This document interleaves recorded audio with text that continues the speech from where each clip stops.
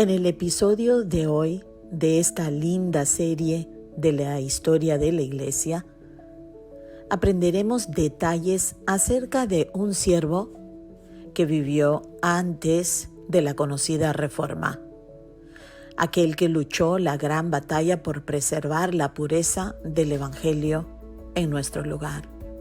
¿Cuántos de nosotros conocemos quién fue Juan Hus?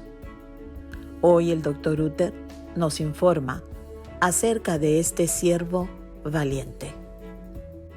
Todos conocen los nombres de 2 o 3 de los reformadores más conocidos, pero raras veces se recuerda a aquellos que mucho tiempo antes del comienzo de la Reforma descubrieron el Evangelio en medio de las tinieblas que habían envuelto a la Iglesia institucionalizada.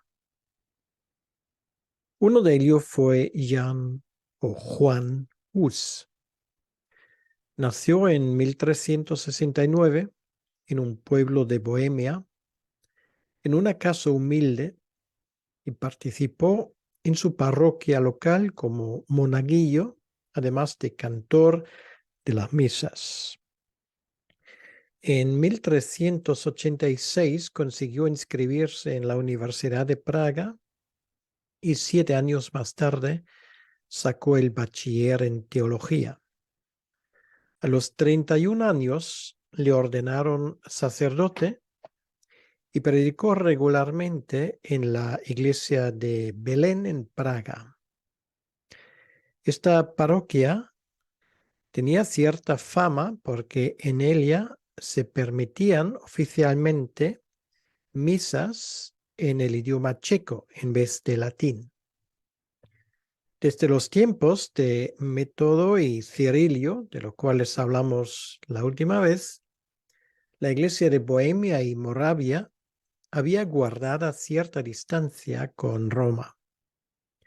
Esa zona, en el corazón de Europa, también había servido de refugio para cristianos valdenses que encontraron en Praga un refugio con cierta tolerancia hacia sus creencias. El emperador alemán Carlos IV vio esa actitud tolerante y liberal entre los checos con recelo e hizo todo lo posible para sofocar las tendencias liberales, sobre todo en la Universidad de Praga. En 1382, su hija Ana se casó con el rey Ricardo II de Inglaterra, obviamente por razones políticas. Gracias a las buenas relaciones entre Alemania, que incluía en aquellos años a Bohemia, e Inglaterra, hubo muchos estudiantes que tenían la oportunidad de estudiar en la prestigiosa Universidad de Oxford. Allí conocieron las enseñanzas de Wycliffe y las llevaron a Praga, donde se divulgaron rápidamente. Hus, que mientras había hecho una brillante carrera en la universidad de la ciudad, también estudió las ideas del pre-reformador inglés, que le impresionaron tanto que asumió sus ideas como convicciones propias, aunque las expresó con más moderación. En la Universidad de Praga se formó una mezcla de nacionalismo checo y las ideas teológicas de Wycliffe. Pero el profesorado alemán, que tenía el voto mayoritario, se oponía y cada día se hacía más probable un enfrentamiento con los checos. El detonante llegó cuando unos estudiantes de teología expusieron 2 caricaturas en una pancarta. En una se veía a Cristo pobre y con la corona de espinas, y en la otra al Papa vestido de seda y con su tiara, la corona papal, puesta. Toda Praga estaba impresionada con esta comparación gráfica. También en la universidad hubo acalorados debates.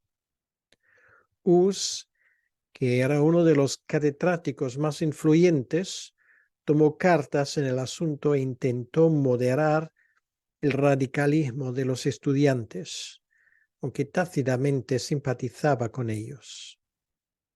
Las convicciones de Hus, sin embargo, salieron a la luz cuando poco después condenó en un acto público la baja moral y el estilo de vida desenfrenado del clero de Bohemia. Esto le valió una reprimenda de parte del arzobispo, que sin embargo no se atrevió a tomar más medidas contra Hus porque este último tenía simpatizantes hasta en la Casa Real alemana. En aquellos años la Iglesia sufrió lo que se llamaba el Gran Cisma. Un papa estaba en Aviñón, en Francia, en el exilio, el otro en Roma, y ambos se combatían mutuamente. Esta guerra civil eclesiástica alcanzó también la Universidad de Praga. Los checos aprovecharon la situación y bajo el liderazgo de Hus expulsaron al cuerpo docente alemán que era fiel al Papa de Roma. Hus escribió en una carta lo siguiente: todo nuestro pueblo no quiere escuchar a otra cosa que la Sagrada Escritura, sobre todo el Evangelio y las epístolas. Si a cualquier pueblo o ciudad, en una casa o en un castillo, vino un predicador de la sagrada verdad, la gente acude en masa. El rey, nuestro Señor, toda su corte, la reina, los nobles y el pueblo común están a favor de la palabra de Jesucristo. Hasta aquí las palabras de Juan Hus. Sin embargo, el arzobispo Zbinko, fiel proponente del status quo, se negó a claudicar. Este avivamiento le pareció más que sospechoso y acto seguido prohibió a Hus subir al púlpito. Hus, sin embargo, ignoró la prohibición y siguió predicando con pasión. La gente acudió en masa para escucharle. El 16 de julio de 1410, Zbinko mandó quemar en su residencia, el famoso castillo del Rachin, 200 libros y escritos de Hus. Pero el juzgado supremo de Praga condenó al arzobispo y le exigió el pago de una indemnización a Hus. Zbinko no solamente se negó a pagar, sino que excomulgó a toda la facultad y toda la ciudad. Fue su último acto oficial porque poco después murió y la situación se tranquilizó. Pero la calma iba a durar poco. El Papa Juan XXIII estaba en una situación cada vez más delicada. No solamente tenía que defenderse contra su oponente papal de Aviñón, sino además se vio enzarzado en una lucha contra el rey de Nápoles. La situación era tan dramática que mandó emisarios a todos los territorios que le eran fieles.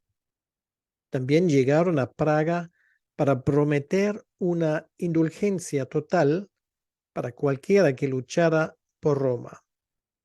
Sin embargo, los enviados papales se encontraron con la resistencia de Hus, quien llamó al pueblo y a sus estudiantes a la resistencia. Pero en vez de tranquilizar la situación, se agravó. Pero esta vez ni el rey ni el rectorado de la universidad le apoyaron. Demasiado grande era la presión de Roma y al final Hus se quedó solamente y se vio formalmente excomulgado por el Papa. En diciembre de 1412, Hus tuvo que salir de Praga, aunque encontró cobijo entre sus simpatizantes en Bohemia. Mientras tanto, el hermano menor del rey de Bohemia, Sigismundo, se había hecho con la corona de los estados alemanes. Harto de la inestabilidad en Bohemia, citó a Hus al concilio de Constanza, que se había convocado para restablecer el orden en la iglesia, para que se pudiera defender de las acusaciones en su contra. Para facilitar la presencia de Hus en el concilio, Sigismundo le proporcionó un salvoconducto y con esta garantía real, el 11 de octubre de 1414, Hus abandonó Bohemia para dirigirse a Constanza bajo la protección de escoltas imperiales. Muchos intentaron convencerle de quedarse en casa, pero Hus estaba seguro de que podría defender sus convicciones y convencer al concilio de sus ideas. Llegado a Constanza, se hospedó en la casa de una viuda en la plaza de San Pablo y hasta el Papa estuvo generoso levantando la excomunión contra Hus. El 28 de noviembre, los obispos de Augsburgo y Treveris acudieron a la casa donde se hospedaba Hus. Pero no se trataba de un gesto amable. Iban a detenerle oficialmente. Cuando el rey Sigismundo se enteró de que ya no se respetaba su salvoconducto, amenazó con abandonar el concilio. Pero la autoridad del rey valía bien poco en aquellos días. Los cardenales le respondieron de forma escueta que si se iba, ellos también, anulando el concilio. El rey tuvo que reconocer que había perdido y Hus fue encarcelado en una torre en circunstancias terribles durante medio año. Finalmente, el reformador checo fue presentado a la comisión inquisitoria. El interrogatorio duró del 5 al 8 de junio de 1415. Cuando Hus quiso corregir algunos errores en la acusación, recibió como respuesta un simple taces nunc, lo cual significa en nuestro idioma cállate. Un mes más tarde, el 6 de julio, el cumpleaños de Hus, por cierto, se celebró en la Catedral de Constanza una misa solemne en presencia del rey Sigismundo.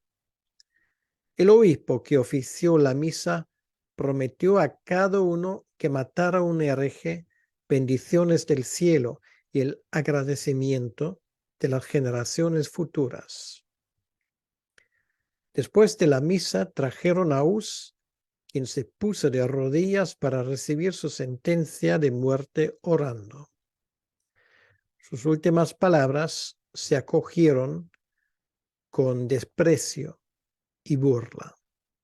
Le pusieron un gorro de papel en la cabeza donde habían pintado 3 demonios peleándose por el alma del hereje. Debajo estaba escrito en latín, hic est heresiarca. Esto es un archihereje. El concilio entregó formalmente su alma al diablo y su cuerpo a las autoridades. Acto seguido, le llevaron a su lugar de ejecución en las afueras de la ciudad y le ataron con cadenas de hierro a un poste. Todo el mundo pudo escuchar su oración en voz alta: Jesucristo, Hijo del Dios viviente, ten misericordia de mí. Después de rechazar una confesión de sus pecados, los alguaciles apilaron leña y paja mezclado con brea alrededor de él y finalmente le prendieron fuego. Para sorpresa de los asistentes, Juan Hus murió cantando y orando el credo apostólico. Lo que quedó de él se quemó por segunda vez y después echaron sus cenizas al río Rin. Famosas se hicieron las palabras que pronunció Hus poco antes de morir, cuando dijo: hoy vais a asar una oca.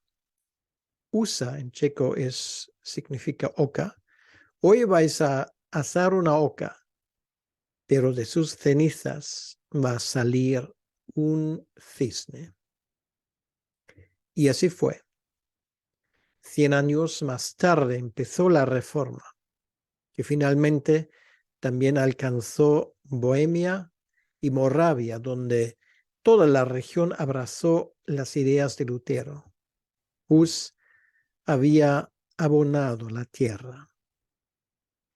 Cuando en el año 1925 se formó Checoslovaquia, el nuevo país declaró el 6 de julio, fecha de la ejecución de Hus, como fiesta nacional. A raíz de esto, la Santa Sede interrumpió las relaciones diplomáticas con el país eslavo durante 3 años.